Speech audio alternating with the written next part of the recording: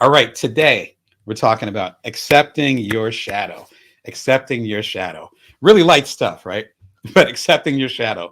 We just had an eclipse. It was very apparent here in the United States, and I think it hit a couple other places. We just had eclipse about 2 weeks ago. We just had a full moon. I think it was yesterday. Yeah, the full moon hit almost 24 hours ago here. On this side of the world. I think it's a little bit different on other sides of the world. But we had a full moon here. This felt like the good time to talk about our shadow selves. And what that represents is the parts of us that we might not know as well. And so we're going to talk about our darker side. Shout out to Pink Floyd, Dark Side of the Moon, that kind of energy, why it's important to understand it and respect it. And lastly, how we can integrate it. If you've worked with me as a coach, you know that we talk about those parts of us that, frankly, we don't want to talk about. There's certain irony about that. I talked about in the newsletter today at joindamon.me. Again, links below. It's free. But I talked about in today's newsletter and about how there's certain parts of our shadow self that need to be almost reclaimed and understood. And so let's get into it. If you have any questions or thoughts or comments about getting into the darker side of who you are, understanding the darker side and integrating it, throw something in the comments. And, I coach a lot of y'all and I've talked with a lot of y'all. I know a lot of y'all have a lot of intelligent, thoughtful comments about embracing the parts of us that we feel shame around. So let's get into it and feel free to jump into the comments.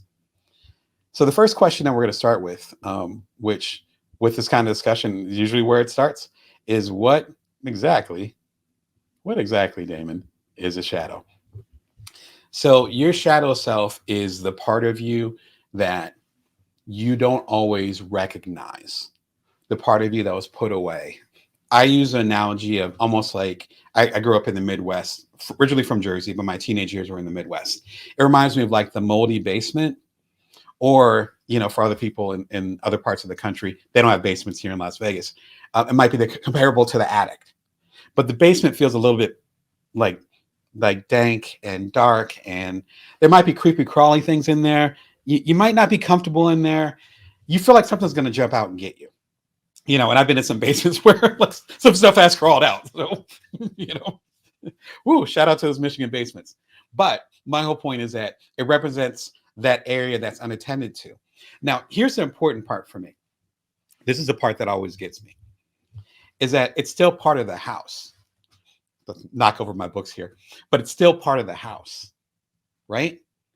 When you buy a house or you're renting a house or you go into somebody's house, in, let's say, the Midwest, because we have a lot of tornadoes back there. And so you're in Indiana, Michigan, Ohio, et cetera, Chicago, Illinois. They don't say, oh, okay, let's go to this other house and we call it the basement. Or they don't say, oh, let's go to this other house and we call it the attic. It's not like an annex. It's not an extension. It's actually part of the house. And I love the basement analogy because it's actually part of the foundation of, frankly, who you are and what you represent. Now, if you look at it from a foundational standpoint, I think it's really important to think this is not just you saying, all right, this is part of who I am, but you're also saying this is part of where I came from. One of my favorite quotes about the shadow self is from Carl Jung. And he says, this is actually the opening quote to, I think it was Built From Now, which is individually available. If I can find it. There we go. So I got way too many books here. Individually available here. You can find it everywhere books are sold. You also find it in the complete Bring Your Worth collection. And this is actually, I believe, the opening quote to Built From Now. That which we do not bring to consciousness appears in our lives as fate. This is such an important quote to me. It's my favorite quote from Carl Jung. We'll get more into it in a second. The shadow represents that part of ourselves that we've cut off from the world. And we've said, this isn't acceptable by the world. This isn't, this is going to go ahead and, oh, it's like the camera got unplugged there. Give me 1 second. Speaking of shadow, oh my gosh. Hold on a sec. I have no idea what's going on with my camera. That is so funny. The ghost of Carl Jung is coming to get me. Hold on one second. Let me see what's happening here.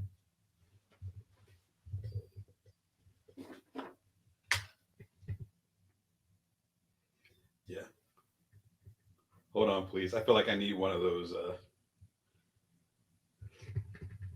old school joints ah, where they talk about where they have the one moment, please.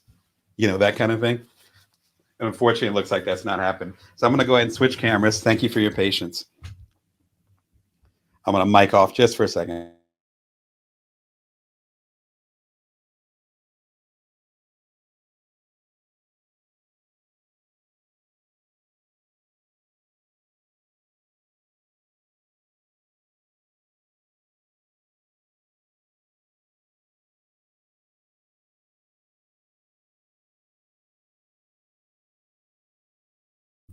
Now you can't hear me. There you go. All right.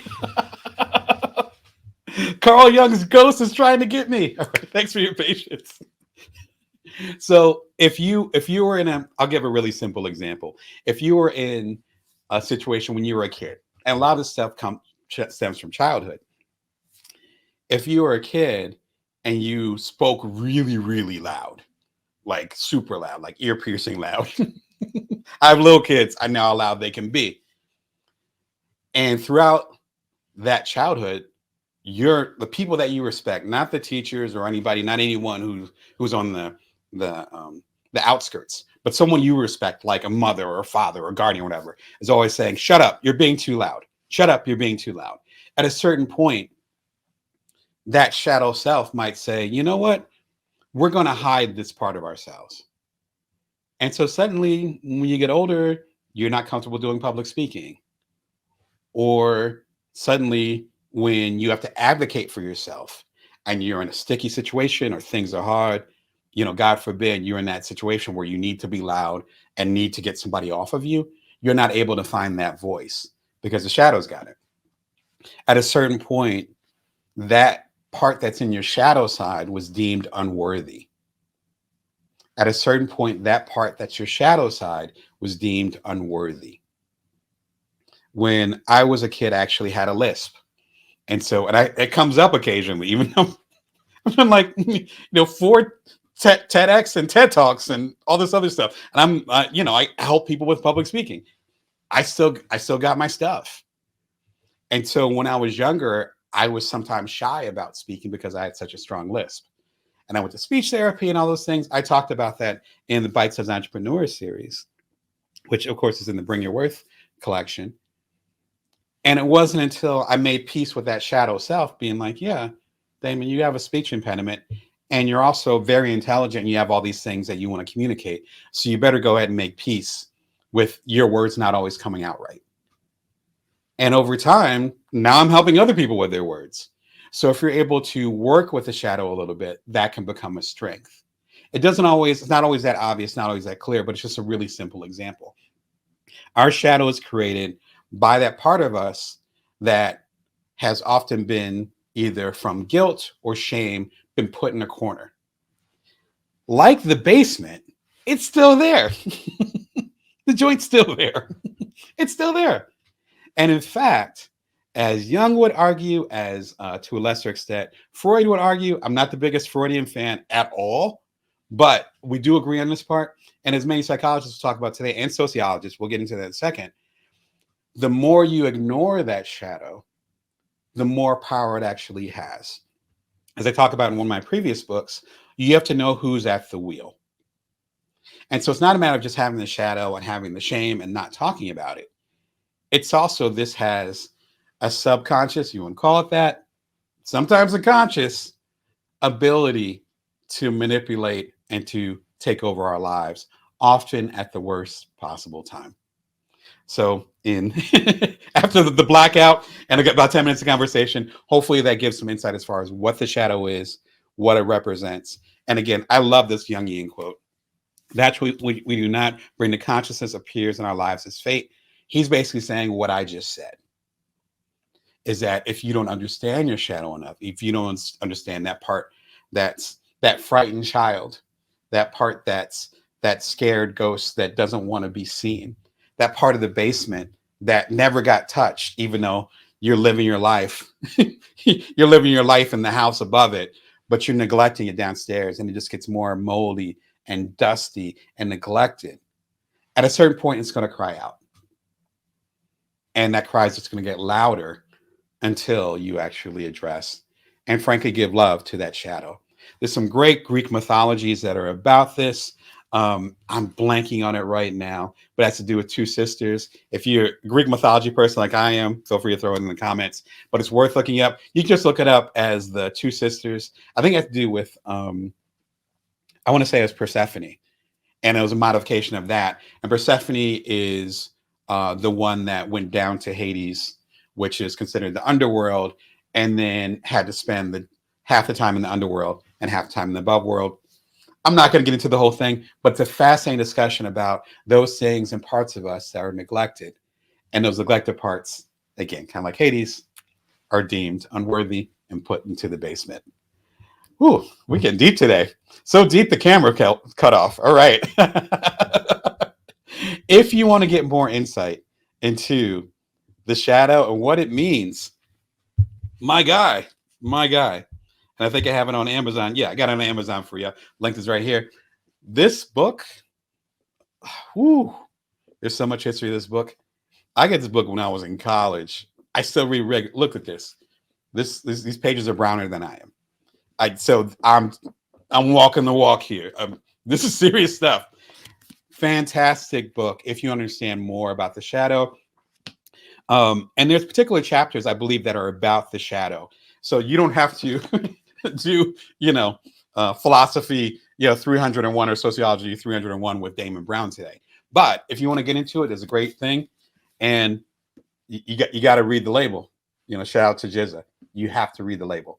Edited by Joseph Campbell, the hero of 1,000 faces. So, if you know your history, Joseph Campbell was that guy. Rest in peace to him. And his work was actually seminal as far as the hero's journey. It was seminal to my work, and even played a part in the best-selling books that you guys have bought, including The Bikes as Entrepreneur and talking about the hero's journey. It's edited by him. And so if there's anybody who would be, in modern terminology, the OG of understanding Jungian ideas, it would be Joseph Campbell. Luckily, he edited this probably a handful of years before he passed away. I think this came out in the 80s. Fantastic book. It's still available on all the major platforms. The link is below. If you understand more about the shadow, go as deep as you want to go. Another one, which I came across, and thank you so much to Pursuit of Wonder, which I stumbled across this video recently, and it made me think about this concept and realize I hadn't really talked about it on Bring Your Worth TV. It's The Shadow Become Who You're Afraid to Be. It's an 8-minute cartoon, really intense, very beautiful, particularly at the end. And with the discussion that we've had, you can kind of see the arc of where things are going, but it's still worth the journey. And it really, again, 7-8 minutes, beautifully done. It breaks down very quickly why the shadow matters, how it can affect you, and how you can potentially integrate it, which we're going to get into more right now. All right, but fantastic. Thanks for riding with me. It's a deeper episode than usual, and I love getting deep with y'all, so I hope it's useful to y'all too.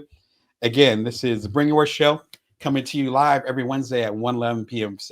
Pacific Standard Time, Vegas time. You wouldn't think I'd say this every week, but I say it at least once a week, and I still can't get it out. Shout out to my shadow. Bring Your Worth TV, Wednesdays, 1:11 p.m. Pacific Standard Time, Vegas time. I'm entrepreneurial coach Damon Brown, here to serve you and help you as a non-traditional entrepreneur, particularly a side hustler and a solopreneur. You can subscribe for free. Join the 18,000 plus people that have come through. I appreciate every single one of y'all. It means a lot to me, and for us to be able to have these kind of conversations. All right, so we established what the shadow is. And again, if you want to go deeper, the links are below, particularly if you want to grab the Jungian book, as well as check out the Pursuit of Wonders video. Shout out to them. I don't know who you are, but fantastic job on that. Next question. How does the shadow show up? Oh, this is a fun one. The shadow shows up in multiple ways, and myself included. So I'm not coming out from a place of superiority. Let's be clear. As my longtime partner, as my kids, as my family, as even some of y'all can attest to, the shadow does come out, but that's a part of what makes us human. The trick is to understand what it means, how we can support it, believe it or not, how we can show love to it, and how we can integrate it. Let's talk about number two. The shadow shows up in a few different ways that are kind of telltale signs that the shadow's coming out. One that I found is extreme emotions, like saying, hey, you know what? I hate this person. I hate them. I hate them. I hate what they stand for. Shout out to DMX. I hate their haircut. I hate their face. Like, I just hate everything about them. Rest in peace to DMX. He was talking about another rapper. Even if you don't get that reference, the other person, which is called the other, I think Young might have been the first person that talked about that extensively. But again, correct me in the comments if I'm wrong. The other represents all those things that you don't like, but often represent those things about yourself that you repress. So if you're super broke, been there before, if you're super broke and you're like, you know what? I hate people that got money. I'm not saying you hate billionaires and all that. Well, separate from the capitalist discussion, which whole different episode. But if you're like, nah, man, I hate people that got money. They act like they're all that. That might represent that shadow that you have to say, man, I wish I had money and it just didn't work out the way that I planned it. It's not the position I planned on being in. Again, I can relate. But sometimes that energy is really being mad about the situation you're in, the shadow of it, versus what the other person is doing, which sometimes is nothing. If there's someone and I'll give you an even better example. If you ever have a friend and you connect them with another friend, right? I have multiple friend circles. So you might have had a birthday party or something where people interact and they intermingle and all that stuff, right? And you got different cliques and all that. But I've lived all across the country. I've hung out in different places around the world too. And I know people, you know what I mean? So it's like it's a mishmash. You don't know how people are going to get along. That's what I'm trying to say. And you introduce one friend to another friend, or they go and get a drink together, and then suddenly they're mingling over here at the party. Have you ever been in that situation where at separate times after they interacted, your friend will come back to you and say, you know what? I don't like so and so. And you'll be like, well, why don't you like? I thought y'all would get along. No, so and so's like really opinionated. They got such strong opinions, and I don't like that. They seem pushy. And then the other friend comes to you another occasion after they hung out and says the exact same thing. And you have this moment where you're like, y'all are freaking twins. You can see it, but they can't see it. So the part of themselves that they don't like, they're seeing it on the other person, which is another way that it comes out. Not only as far as number one, extreme emotions, like I hate something, I dislike something, I can't stand whatever. Once it starts with that, usually has to do with some darkness in ourselves. That's one. Unprocessed darkness. Number two, as I was getting at, there's also a level of projection. This person is doing that. Why are they doing that? I don't like that. I don't like that. But it might be a thing of you actually want to do it. That's what your instinct says. But something along the way stopped you from giving yourself permission to do that. I know I have my particular triggers. I will not, it's not even from a place of shame. I'm not even going to belabor you with like the 10 or so triggers that I have. Actually, if you've read my books, you probably know most of them. And it's like, but I know that comes from my heritage, the way I was raised, me being a middle-aged Black man, whatever I've taken on and whatever I think fits inside me or doesn't fit, I feel restricted. And those things that I don't like that I see in other people or other groups, they don't feel restricted. They feel really, really excited to go ahead and do this thing. You know what I mean? And they're like, they're able to go forward. Hey, thank you. Thank you for saying hi in the chat. I appreciate that. Again, Amazon has a different chat thing going on, but I appreciate you, Mr. Chat. Thank you for coming through. His last name is Chat. Um, and so sometimes it ends up being the other. Now, right now, we got two major wars going on. We got some other wars going on, particularly in Africa. I was just talking to someone about this the other day. We got so much stuff going on. It's really easy to slip into the othering. I was talking about Moxie and me doing the political stuff with them. Really easy to slip into the othering. We're just here in America 3 years ago. And then we're here in America around the time that my second son was born 8 years ago. Same type of energy. I don't think we ever left that energy going back to 2016, where it was so obvious. But the othering has already happened. Again, being a middle-aged African American, a lot of my family history is dotted with othering too, and it's still dotted with othering. And so that's another part of it. The third part of it, number one, we have the extreme emotions. Number two, we have the projection. The third thing I think will be the denial and saying, oh no, I'm not like that at all. Someone I care about always says how open-minded they are. But then when we actually have a moment where they need to be flexible, they're not flexible at all. And it's like, what? But so the desire and the social mask, which is the word I was looking for earlier, the social mask represents open-mindedness, but the foundation is actually an inflexibility. That's the shadow. So dying, it's like, no, I'm flexible. No, actually you're not. Not when it comes to actual situations. And until that shadow's kind of dealt with, again, it's the one that's at the wheel. If you want to understand your shadow and dealing with it a little bit more, I think a great place to start would be one of my favorite books right now. I mentioned it a few years ago, probably like a month ago, earlier episode. I think it's one on tough times, which came out about a month and a half ago. Pema Chodron, my homie. You don't know me, but I absolutely know you. Welcoming the unwelcome. I hope you're wonderful wherever you are. Fantastic book. It talks about the different processes we can do to give, again, love to our shadow selves. I don't think she uses the word shadow that often in here, but that's definitely the energy of it, for sure. And one of my favorite parts about it is actually at the very end, which she talks about something called laser, LESR. And in fact, I can throw it in the chat. But it's LESR. In fact, I'll throw it in the chat right now. We'll do it live.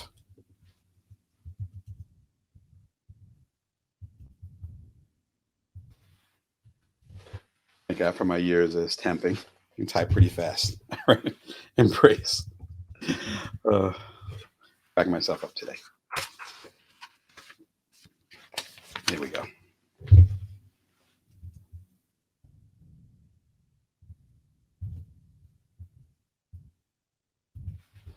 This is from Richard Rorsch. I always screw up his name spelling. I've quoted him in my book. I want to say the Vice Entrepreneur.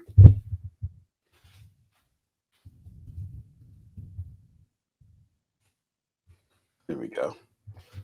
All right, you got your comment there. There we go. This is called Laser.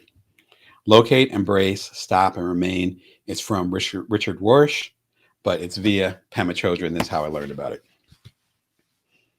So laser, pronounced like laser, stands for locate, embrace, stop, remain, and is a practice developed by Richard Rorsch, a well-known human rights worker and a former president of Shambhala International. You can use it as a concise and easy to remember way of combining some of the practices in this book for welcoming the unwelcome, in the name of the book. Whenever you feel yourself getting worked up or having any unpleasant, uncomfortable, or stuck feelings, follow these 4 steps. Locate it. Investigate where that grasping, contracted sensation dwells in your body and make contact with it. Number 1. Number 2, embrace it. Embrace that feeling, that sensation, that contraction.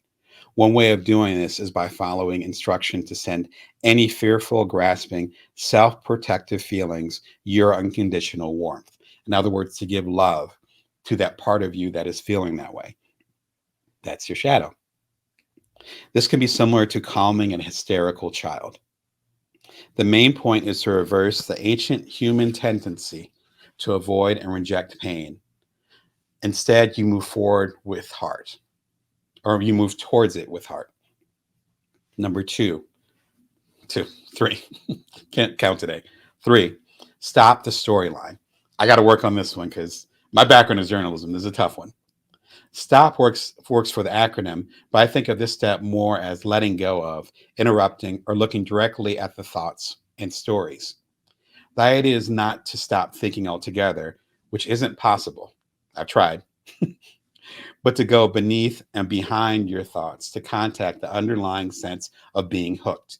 Hooked on a feeling, shout out to 70s radio, hooked to a story, hooked to being the victim of a particular narrative.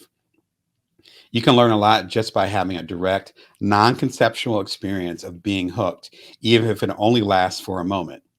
Once you've connected to that raw feeling, you can then continue to interrupt the stories and keep returning to the experience again and again. Having a regular meditation practice will help you tremendously with this step. There you go. Yep. There you go. It looks like J-Lo code came through. I don't think it's the J-Lo, but a J-Lo. Thank you for coming through on Amazon. And thanks for the engagement, Mr. Chat. All right. So, number one, we have locate, embrace, stop, and the last one is remain. Stay present with the feeling. Keep going until it shifts or until it feels like too much of a struggle. Been there. Mm. You don't have to wait until you feel overwhelmed. This is not an endurance trial. Just remain with the feeling with kindness and warmth, leaning in as much as you can. What often happens at this time is you discover how painful the feeling is and realize you don't want to continue to do that to yourself. Let me repeat that. What often happens at this time is that you discover how painful the feeling is and realize that you don't want to continue to do that to yourself. It has nothing to do with other people. It has to do with your stuff.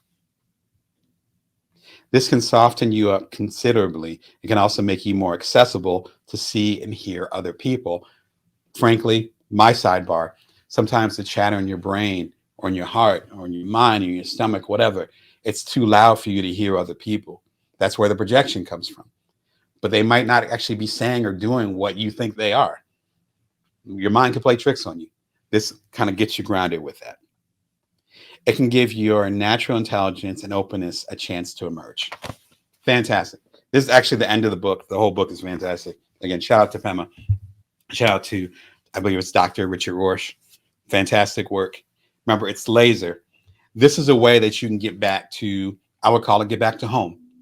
Get back to that place of love. Get back to that place of centeredness and work with that. If you're on Amazon, I think I just clicked it. You can go and check out Welcome, the Unwelcome if you want to learn more about that book. But fantastic book. I've read it over the past month. I think I started reading it when I introduced it to y'all 5-6 weeks ago. I'm about to read it again. Like this is, it's like a really good jazz album. You just start it over again, and it's like you didn't finish it. It just keeps going very, very beautifully. A good way to do this as well is to have some type of journal. Now, I have 2 degrees in journalism. Of course, I'm advocating for a journal, so I know my bias there for sure. Like, I'm not gonna pretend like everyone's gonna want to write a book or have a thesis. Oh, there we go. Disappeared a second for again. Okay, all right. The ghost of Carl Jung isn't haunting me anymore. We good? All right. I'm glad we're good. But journaling. Shout out to Bogota. I got it while I was down there. Shout out to Leonardo. I hope you're doing well down there, and thanks for bringing me down when I was doing my keynotes and representing Bogota, Colombia down there. But whatever you use, I have like a ton of these little books. And sometimes I write in them a little bit, sometimes I don't write in them a lot. But it allows me to, again, take it out of my head and actually process it somewhere else. Again, the laser technique I just talked about, if you missed it, it's all in the links below, or you can just rewind it. Right? I was thinking about a couple of rap lyrics how it worked, but they're not appropriate for right now. But if you want to hear the game, just rewind it. About 10 minutes. And I talk about the laser technique. This is part of that energy to say, okay, let me go ahead and take responsibility for the energy that I have. Shout out to Chet who said that in the chat. With great power comes great responsibility. We all have great power as human beings. We all do. Every single one of us. I mean, we're here. We made it. You get to the science of it, but the chances of us making it to be full-grown adults is tiny, even just to make it out the womb. So we have this great power, and with that comes the responsibility to understand how we're impacting our world and how, frankly, we're loving ourselves. Journaling, again, it doesn't have to be this particular journal, though. They have a sale going on and it looks like an awesome journal. Check it out if you want to. Grab a notepad, do write something down, talk to somebody about it. If you're more vocal, I do all of them. I meditate when I'm good on it. When I'm on it, I meditate in the morning. I write things down. I talk to my close companion about stuff, like whatever process you need to go ahead and build up that objectivity and to see your shadow for what it is. I say take it and run with it and have a beautiful time with it. If you're more of a visual person, or if you want to really get into the deeper stuff beyond this episode of Bring Your Worth TV, be sure and check out my mega episode, Begin Emotional Intelligence with Brene Brown. It's Brene Brown for beginners.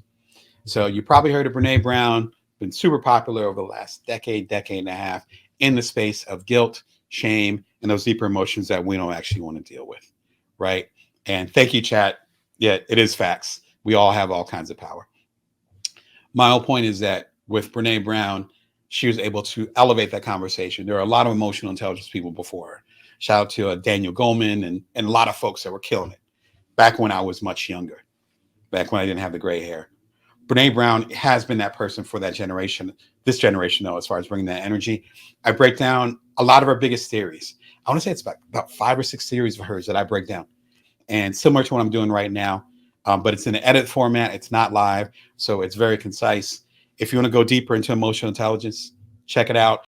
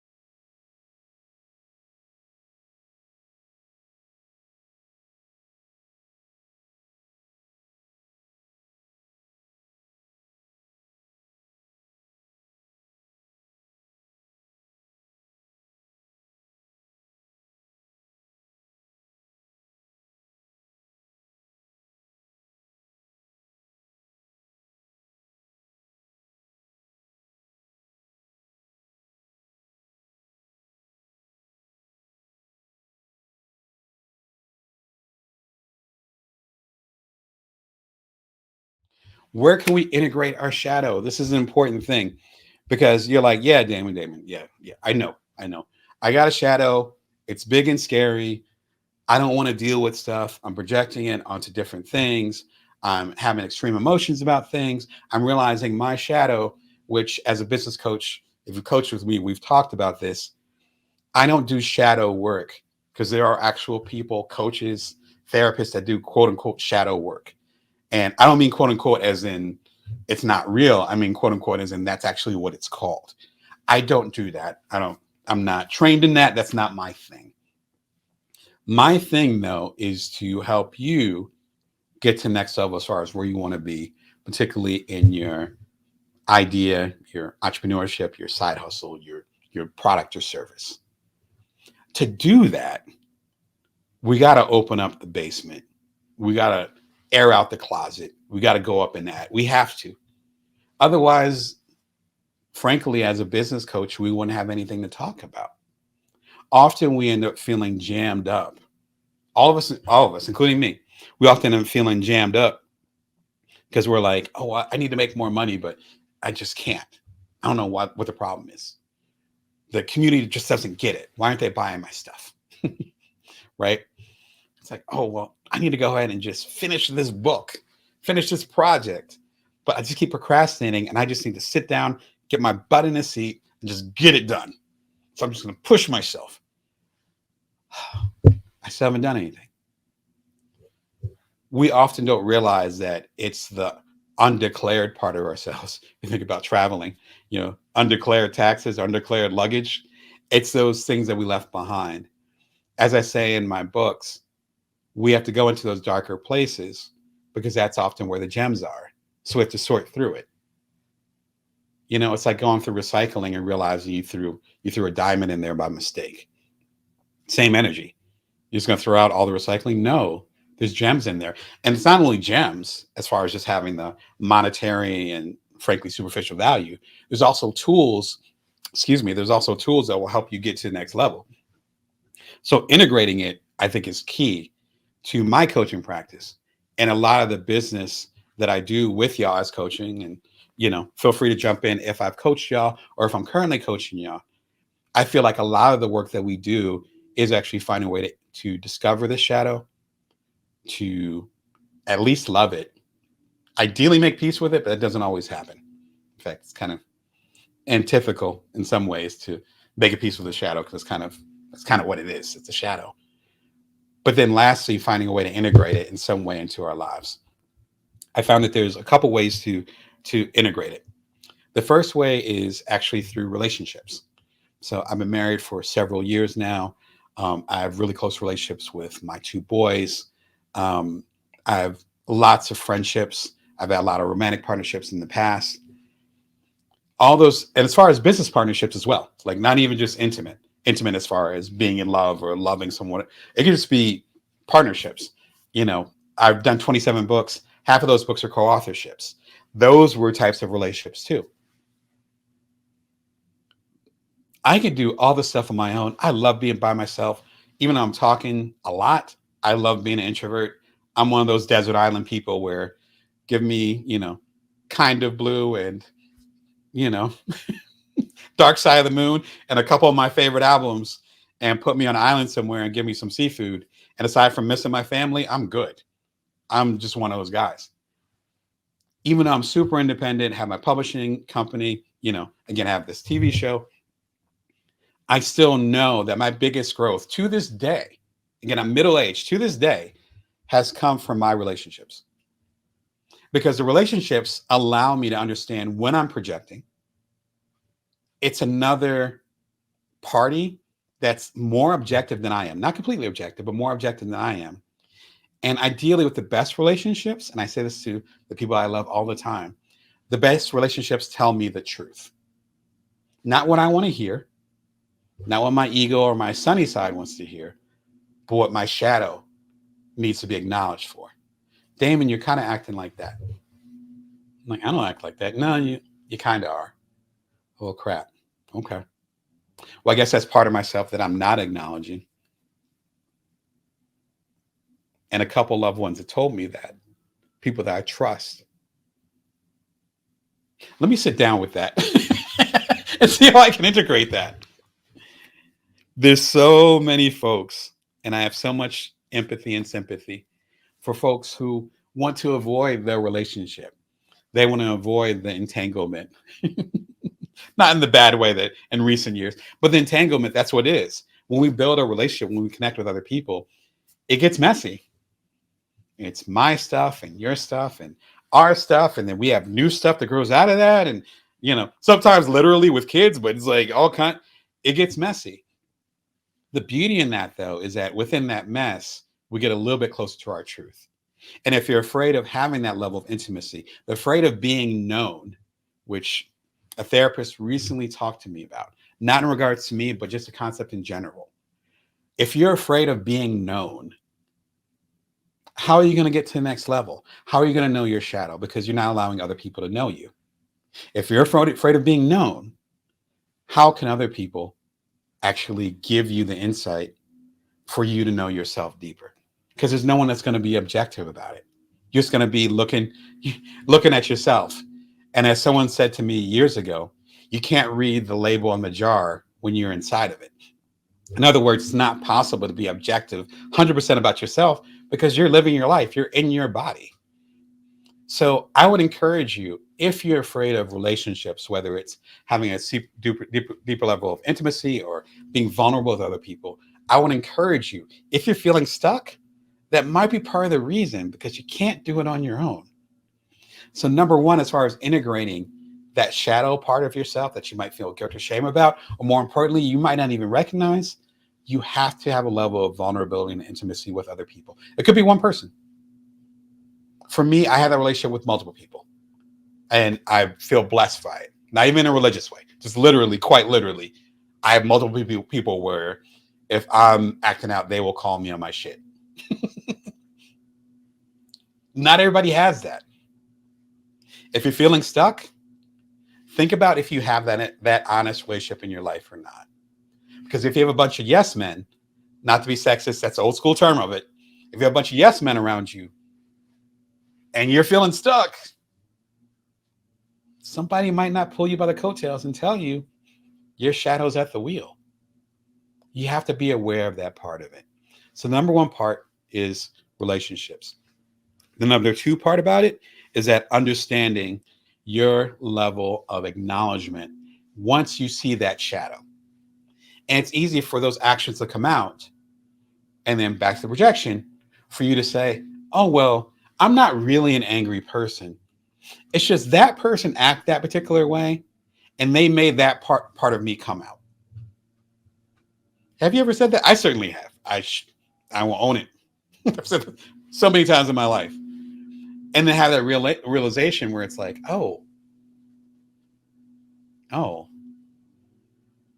number one, that side came out again. It's like number two, it wouldn't have come out unless it was actually there. You understand what I'm saying? Like it reminds me a lot of in those times, as far as when I've gone out drinking with a friend, or we've gone out for a drink or whatever. And then people will act a certain way and they'll say, oh, no, it's the drinking. And it's like, well, no, actually, that's your shadow. It came out to play. You gave it permission to hang out. You gave yourself permission to show that shadow side because you had this opportunity. Not judging other people, just those feelings, those big ideas, those shadows don't just come out of nowhere. It's the same reason why we don't all react the same to certain situations, because it's based on whatever our shadow is doing. So number one, I think it comes to having relationships. Could be a friendship, could be a romantic relationship, could be a family member, could be a kid, like, as far as your kid, not a random kid, but like your child or whatever, nephew, whatever, somebody to place that mirror up to you. It's required. It's required. The studies show, survey says it's required. You can't do this alone. The second part of it is acknowledging when you do see it, whether it's you lashing out or it comes out suddenly in this extreme emotion, or someone reflects it back to you, to not immediately deny it and to be like, yeah, that's part of who I am. You Yeah. Thank you, Holy Chat. Thank you. I appreciate you. Yeah. And you're talking on Amazon. If you're on Amazon, you see the chat going on.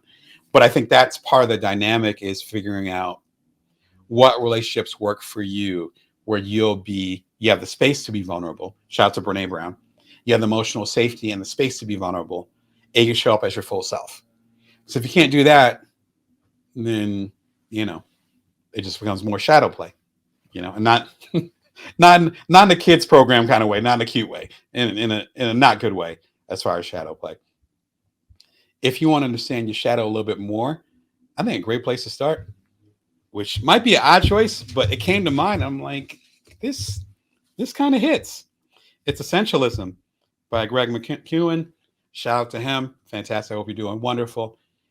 Bestseller. This is a brown copy. I think this might be my partner's copy. I can't remember. It's been around in the family for at least a decade, back when I had my first kid. Fantastic book. It talks about how you can strip things down to things that are the most important to you in your life. You think about my coaching, helping side hustle solopreneurs, other non-traditional entrepreneurs. Non-traditional to me dictates that there are certain barriers or certain resources, certain restrictions um, based on how we're building our startup, how we're building our product, how we're doing our side hustle, how we're showing up in the world.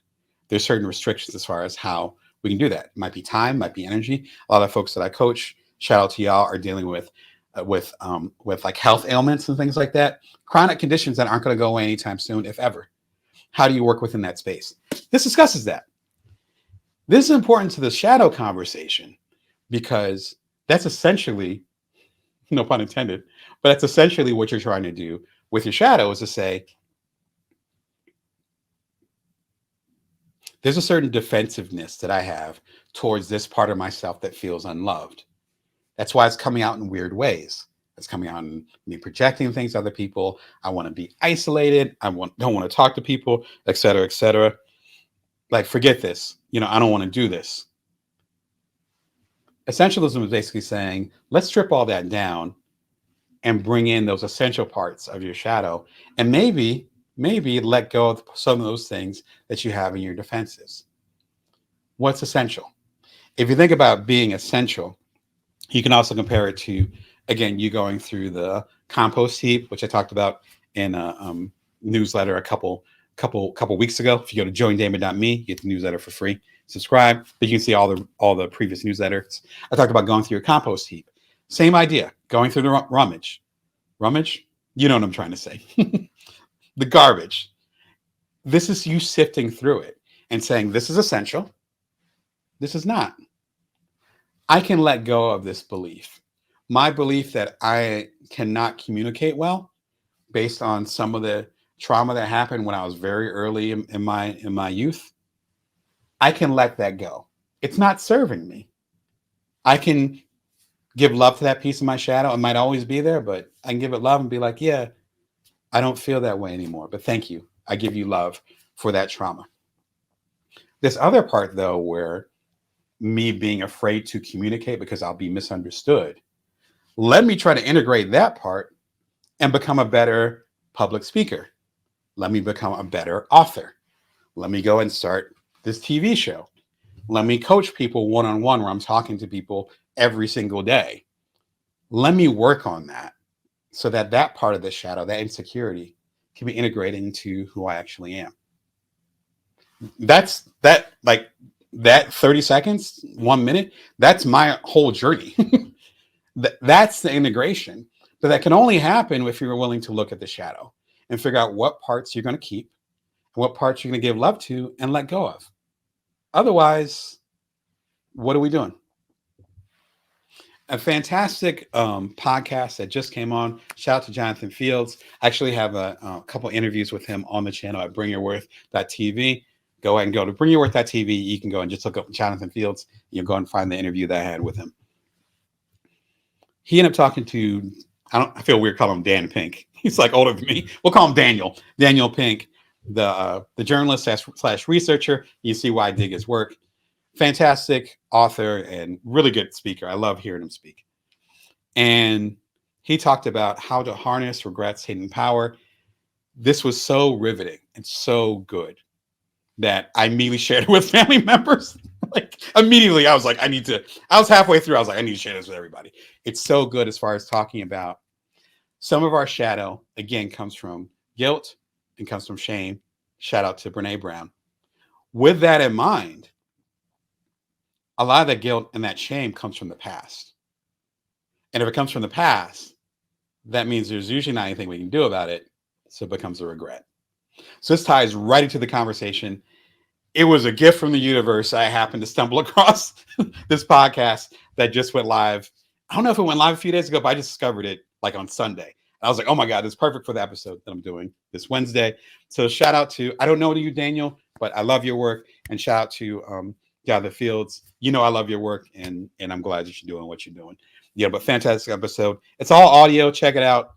And they had a Q&A at the end too from some people because it was recorded live on LinkedIn. There's a Q&A at the end too that has some really good questions. Be sure and listen to the whole thing. And once you go through all that, you got to find a way to relax. Me talking about some of my shadow stuff today, I wouldn't have been able to do that 2 years ago, even though the show's been on for 3.5 years. I wouldn't have been able to do that. Part of that is accepting and relaxing and being like, I'm human. I'm flawed. Excuse me. I'm human. I'm flawed. This is what it is. Like, and part of that comes from, and Pema Chodron talked about that in the excerpt I read. Again, I talked about it like 20 minutes ago when we were talking about recognizing and seeing your shadow.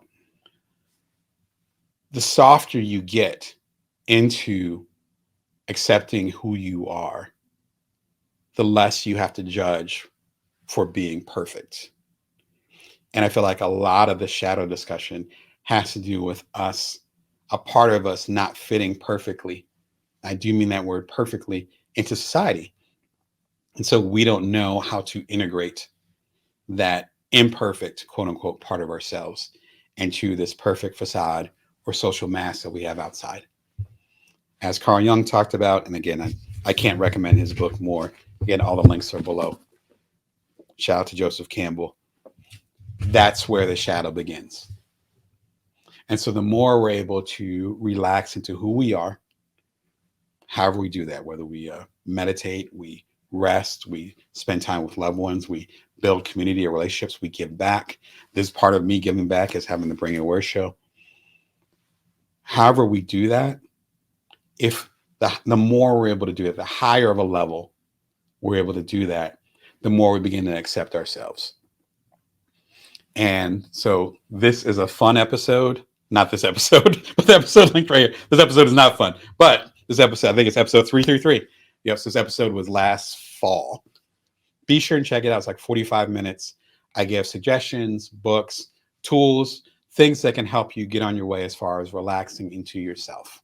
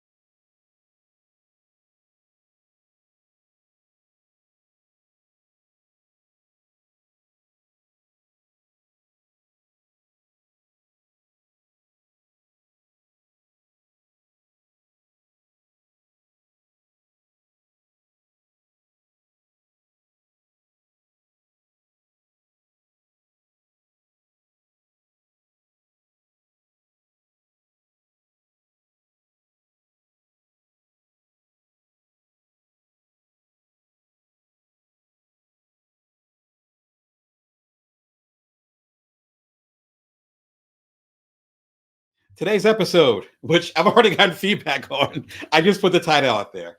How to deal with difficult people. Man, you guys are already revving up. As soon as I put it out there yesterday, it was like, are we going to talk about this type of person? What about this type of person? Energy's already there. The fact is that we as humans, as we say today, we are social beings. Well before Zuckerberg was even born, we are social beings. We need to interact with other people. No man or woman or person is an island. That's how it works. So if you're going to be building a business, if you're going to make an impact on the world, you're eventually going to have to work with other people. I talked about this in the shadow episode last week, as well as previous episodes, but particularly last week's episodes, where I am ridiculously independent. If you buy a book from me, most of my books are actually under the Damon Brown name, as in Bring Your Worth Publishing.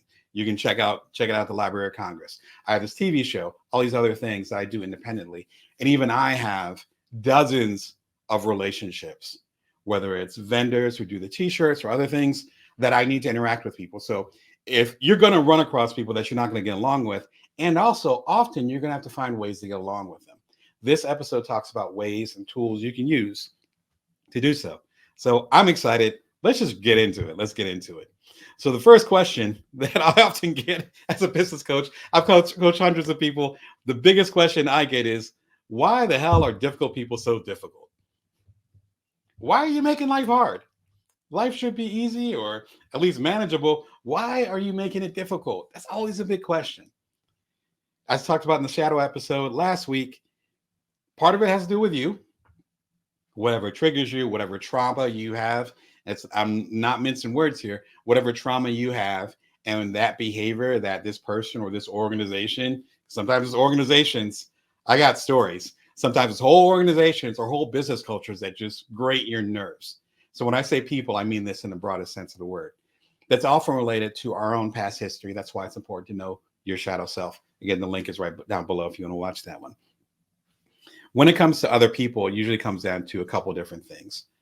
And in fact, I found it's usually two. The first thing is, again, past trauma. So if you're in a situation and you're interacting with someone who has been bullied and or stabbed in the back multiple times by people that they love, then there's going to be often a layer of distrust towards anybody else. It doesn't even have to do with you. That's probably the biggest gem. Often when people are being difficult, it has absolutely nothing to do with you. They're thinking about their bully that beat them up years ago, or might even be beating them up now. Let's keep it honest. They could be thinking about their parent or their guardian who didn't give them love. And so they're assuming that you're not going to give them love or that they're unlovable. And it comes out in these weird projected ways. Again, we talked about this in the shadow episode. There's almost like a part 2 to last week's episode. So it ends up being projected in these weird ways. And when it comes out in these weird ways, it's easy to think it's about you. But often, whether you're personally triggered or not, it has to do with them. So number one, difficult people can be difficult because of past trauma. And depending on what's happening, we all can be difficult people. Let's keep it a buck. Let's keep it honest. I can be really difficult sometimes if I'm being triggered in a certain way based on my own trauma that I'm processing. Stuff I've talked about in my books, so I'm pretty transparent with that. Nobody's perfect. And so if you're dealing with difficult people, understand that that's more of how they're appearing versus them just being difficult people. Just like you can be a difficult person, even though you might not intend on being that. So number one, it's based on past trauma. People might react a certain way based on that. The second part of it is based on circumstances. They might be super uncomfortable. I had some medical stuff happen earlier this year, nothing deep, but it happened. And I realized that everybody was getting on my freaking nerves. And then I realized I'm like, oh, I'm actually tired. I need to slow down a little bit, which is part of the reason for my break earlier this year. So it's like, I need to slow down a little bit. Oh, that's my stuff. I don't have the tolerance for this because I have a headache. I don't have the tolerance for this because actually I haven't eaten that well this week, so I need to eat more. Whatever is out of balance. Often that's an internal thing. The thing is that we don't always have the self-awareness to know, number one, when we're being difficult, and number two, that we're so off balance, and it's making it feel like everybody else is being difficult. The wonderful saying, which I did a whole video about, and I'll do the clean version of it, is that if you wake up one morning and run into a person and they're being a jerk, then it's like, all right, they're being a jerk. If you run into a second person that day and they're being a jerk, then it's like, wow, I keep running into jerks. If you run into a third person, you are the jerk. One of my favorite sayings of all time, work with it, take it how you will. Replace the word jerk with whatever colorful word you want to use, and that'll help you on your way. So when people are being difficult, understand that their difficulty might come from past trauma, which has nothing to do with you, or the circumstances that they're in, which also has nothing to do with you. Oftentimes, frankly, it's not you, it's them. What you need to do is understand how you're being triggered and when you're being the proverbial jerk. You might have seen, shout out to Dr. Charmaine, my shirt, my favorite shirt. My family's tired of seeing it. Get you a therapist. That helps somebody. And I don't mean therapy like going to the gym or going for a walk or go having sex or whatever. All fantastic things. But actually talking to someone who's a professional who can guide you a certain way and help you in a certain way to get you out of your own way, that's priceless. I'm seeing one right now. I'm walking the walk. And I got to tell you, it's a world of difference. So if you're dealing with a difficult person, the only person you can really control is yourself. And so if you can control yourself better, understand yourself better, it gets a lot calmer. My favorite book right now, let me go ahead and find it. Oh, there. My own catalog was underneath it. It was underneath my own catalog. The Four Agreements by Don Miguel Ruiz. Hope I'm pronouncing it correctly. I did not do great in Spanish in high school, I'm afraid to say. Fantastic book. It is tiny. I reread it about a week ago. I'm about to reread it again. And you see a couple dog ears there. I read it in like an evening. In fact, I think I read a little bit to my kids when I was putting them to bed a couple weeks ago. Fantastic book. The Four Agreements are really simple. I can read it to you right now. Number one, be impeccable with your word. If you're making a commitment, honor it.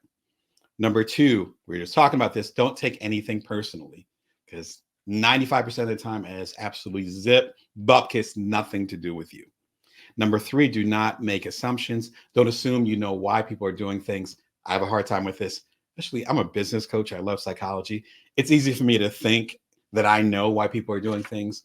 And then sometimes you talk with people, which helps, and you realize that's not the reason they're doing it anyway. And number four, always do your best. You work with that, and a lot of these difficult people, difficult situations, a lot of them will start to melt away. My most popular video on the channel next to my own TED Talk. Thank you to the good folks at TED for getting me on the stage for the second stage of TED many years ago, which a lot of ways ended up helping my career.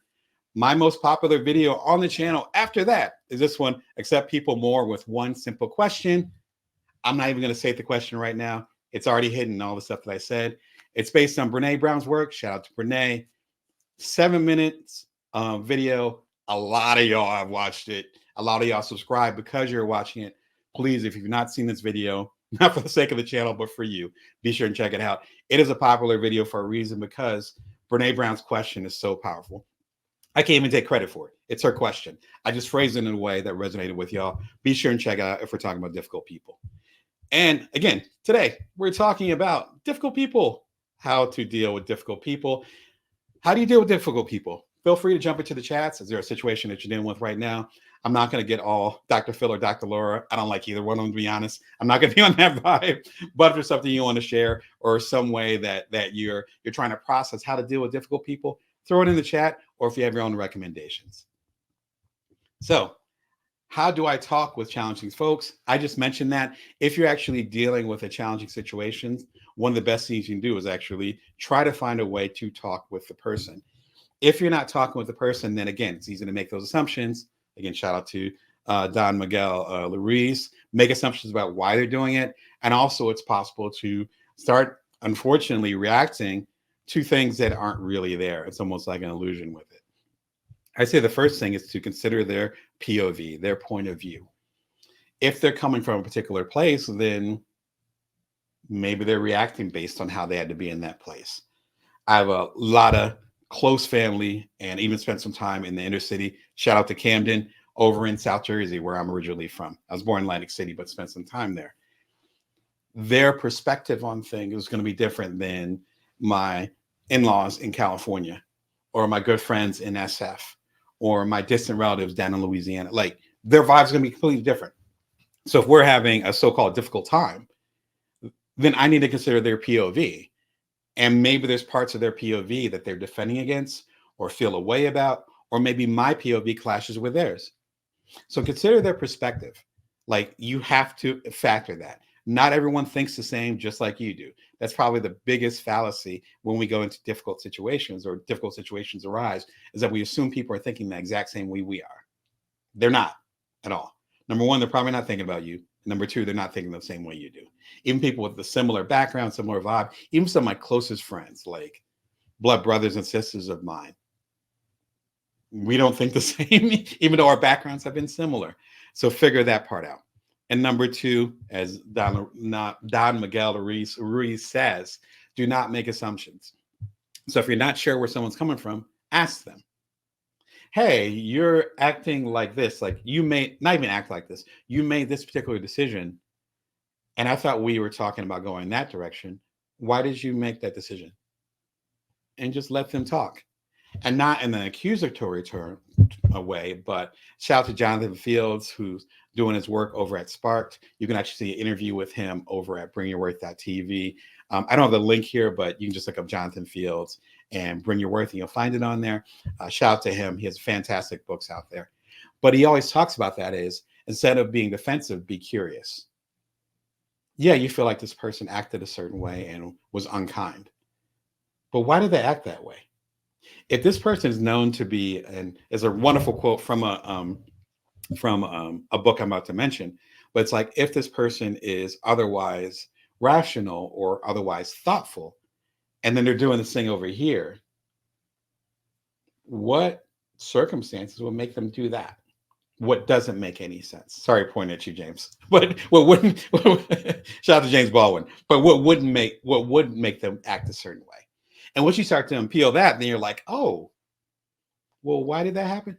Oh, that's because this happened and you thought I was coming like that. No, that's not how I feel at all. I actually feel like this. So that action that you did was unnecessary because I wasn't even thinking like that. Like, that's when the breakthroughs happen. When you put the judgment away and you become more curious. Again, shout out to Jonathan Fields, as well as the next book I'm going to mention, which is Crucial Conversations. Shout out to my mom, who actually recommended this book with some of the work she does. I love you. I appreciate this. Fantastic book. To be honest, I've rarely read it all the way through. It's more like certain sections, and it's a small book, but certain sections or chapters where I need it. And I'm like, I need to have an uncomfortable conversation. How do I do this? There's so many, as the rappers say, there's so many bars in there. There's so many lines. There's so many lyrics. There's so many parts. I couldn't even pick one for today. But there's so much fantastic goodness in there about having these conversations. And in my definition, crucial conversation is something that you can't just let sit there. Again, my intention with today's episode isn't for the people that are in the office who get on your nerves and you just go the other way when you're going to get coffee. I'm not talking about them. I'm not talking about the relative that you see once a year and they grate your nerves. I'm not talking about them. I'm talking about the people you actually need to interact with.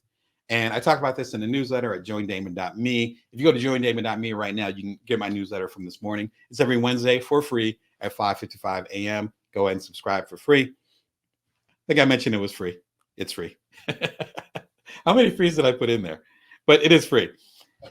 I mentioned this where it's like, it could be a co-founder, it could be a life partner, it could be somebody else you're doing business with, it could be your family that you really have a close connection to or that you live with. You can't just avoid those conversations. Crucial Conversation gives you the tools, in my opinion, to get straight with it, to get good with it. And a fantastic book. I can't recommend it more. And thanks again, Mom, for recommending it ages ago. How to Have Uncomfortable Conversations. It's a live show from, I want to say, late last year that I did, very similar format to this, where I go even deeper into having uncomfortable conversations. This is about dealing with difficult people. This episode I'm pointing to, I forget what episode it is. It's back in the 200s. That one is specifically about talking to people. Go a little bit deeper with that and see what's up.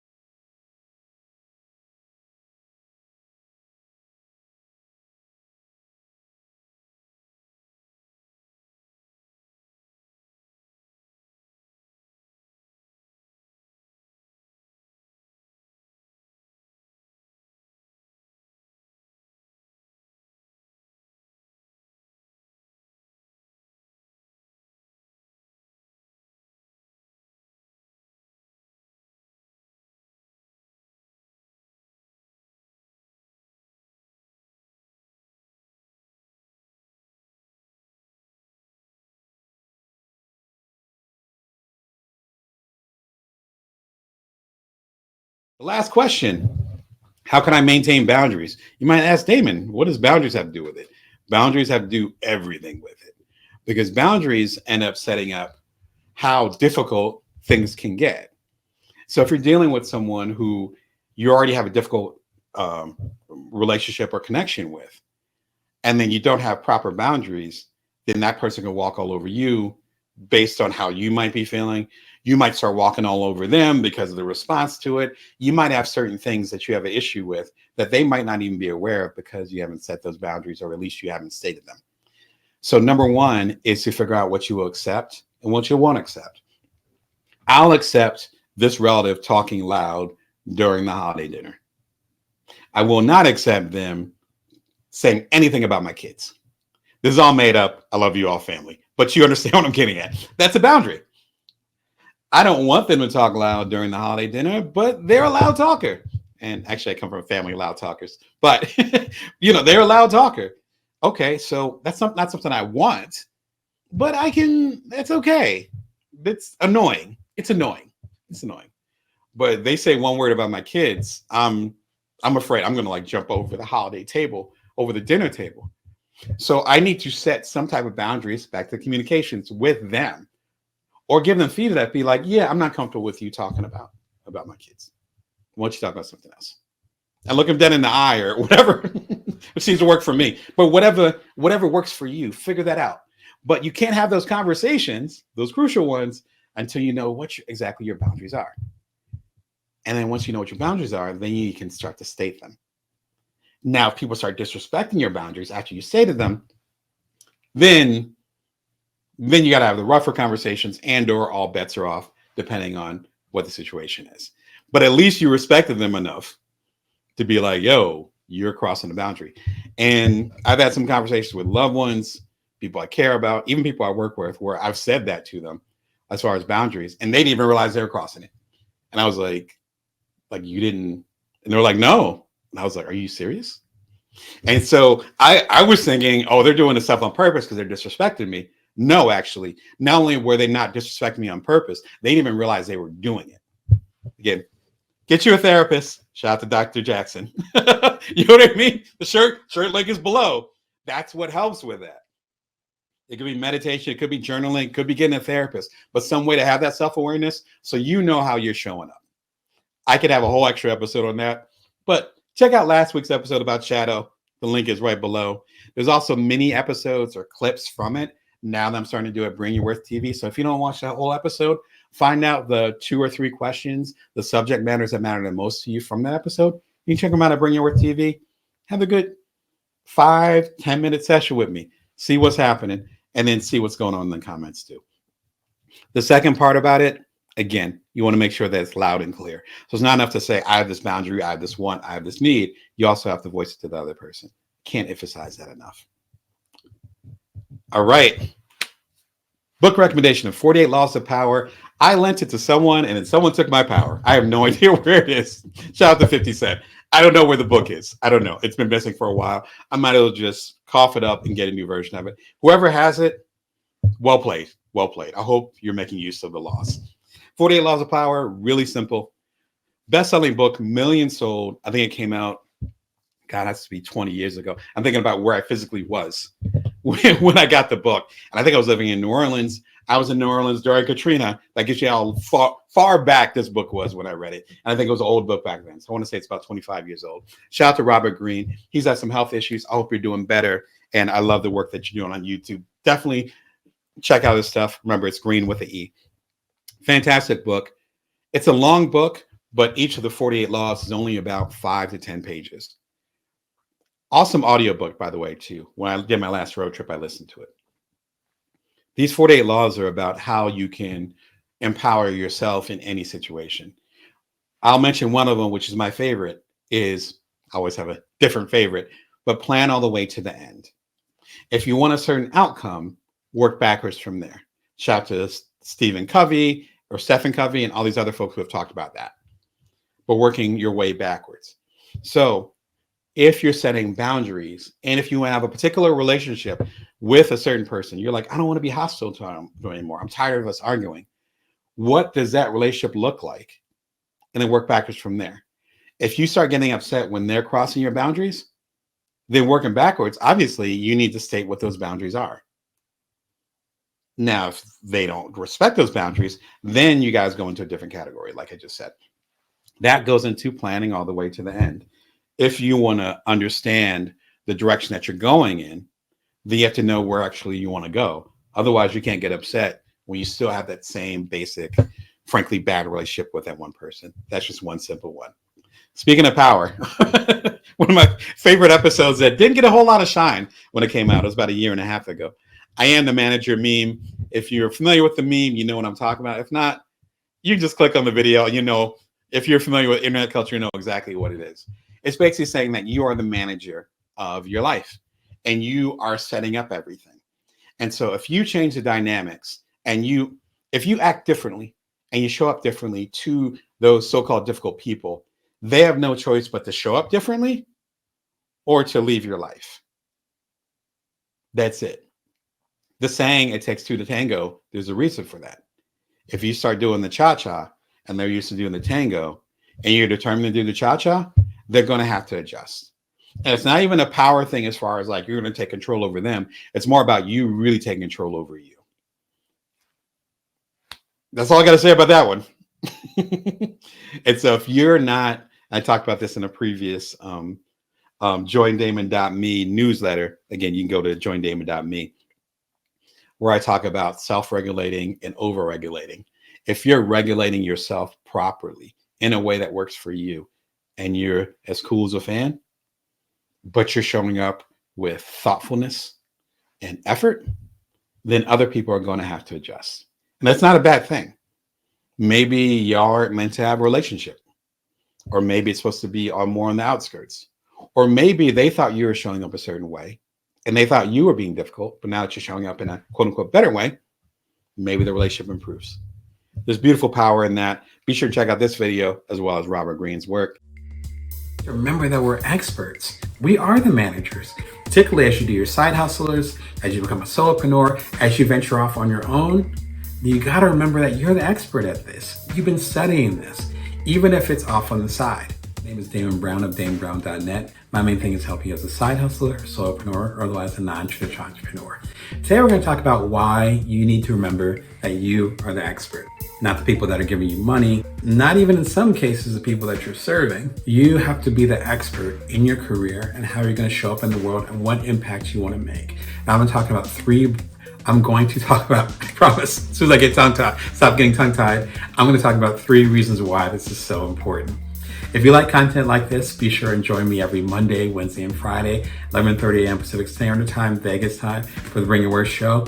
Be sure to subscribe if you're liking this kind of stuff. You can hit the little bell too on YouTube so you get a notification with it, and share it with other folks. As I always say, we always get there better together. All right, this comes from one of my favorite memes where someone's criticizing someone in a department store and they say, "Let me speak to your manager," and they say, "I am the manager." My friends and I, some people in my family and I say that all the time, but that's so important when it comes to our business. We have to know that the buck stops with us, and then also we're the expert. It doesn't mean you don't get advice or insight from other people. That doesn't mean you don't work with other people. That doesn't mean you work quote unquote under other people. It means that you recognize your expertise. You are a specialist in a particular thing. You've got a special set of skills. Your main thing is to remember you've got those skills. There's 3 big things that can help you. The first thing is that to recognize, again, you are the expert.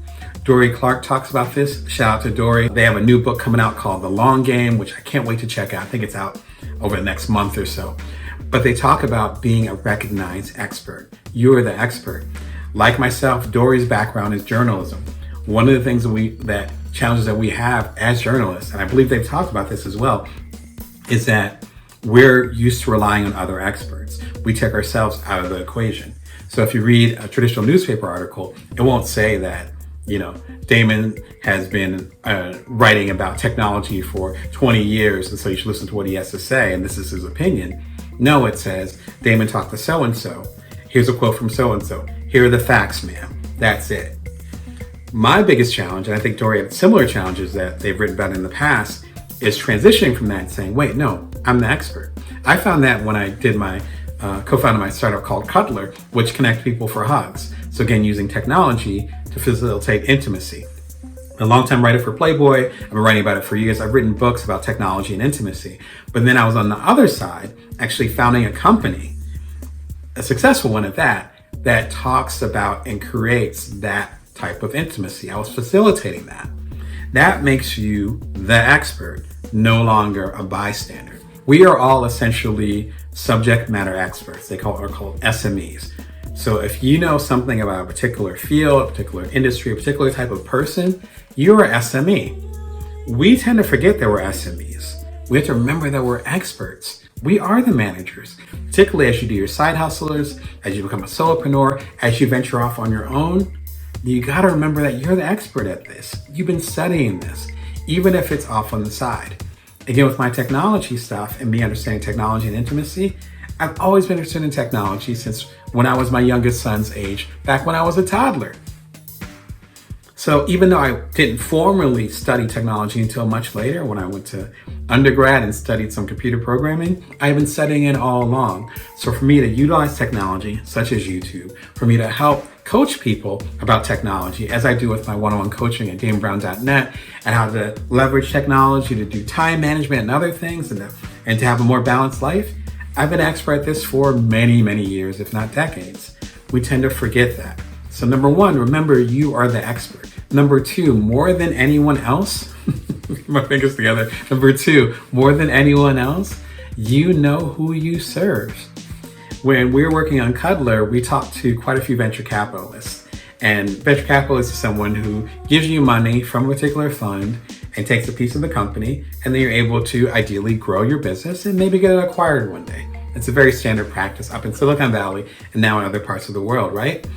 When we were working on Cuddler, we had 100,000 users within the first week, which is huge for any app.